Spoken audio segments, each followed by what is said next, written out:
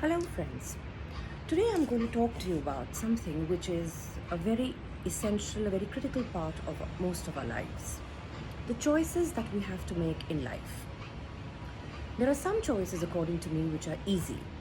Those are the ones where our gut, our instinct tells us what to do. And if we follow that instinct, then 9 times out of 10, in fact, 9.5 times out of 10, what we do is right. We make the correct choice.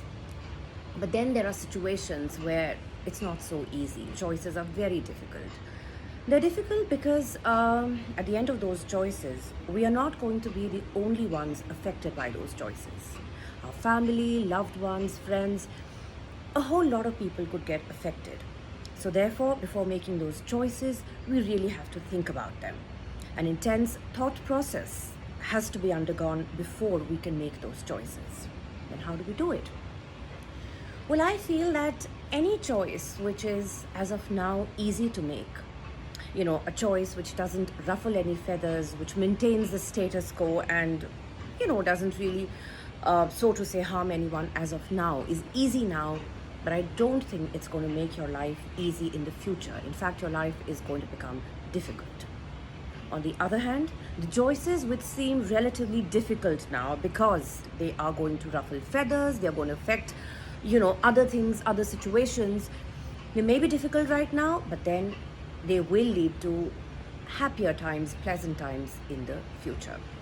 So that's how I live my life. And this is what I'm talking about in my current story, The Choice I Made, where Pallavi, my protagonist, she is, in life faced with a situation where she has to make a choice.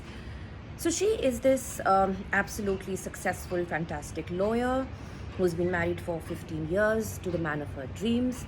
She was raised to be an independent, self-sufficient woman, so she's ambitious, driven, and as luck would have it, she found this boy who was equally ambitious and driven, not only for himself, but for her as well.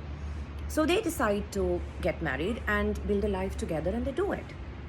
For 15 long years, they are happy, blissfully happy. They have 2 children. The going is great. Everything is just fine for them. And then life happens.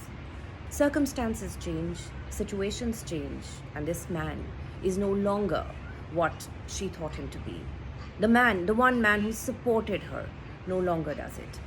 He has changed, his priorities have changed. He's ambitious, he's driven, but only for himself.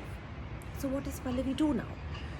Does she continue to lead this life, do what he wants her to do, and become unhappy, not really satisfied with her life, and probably, lead or give a not a very good example to her daughter?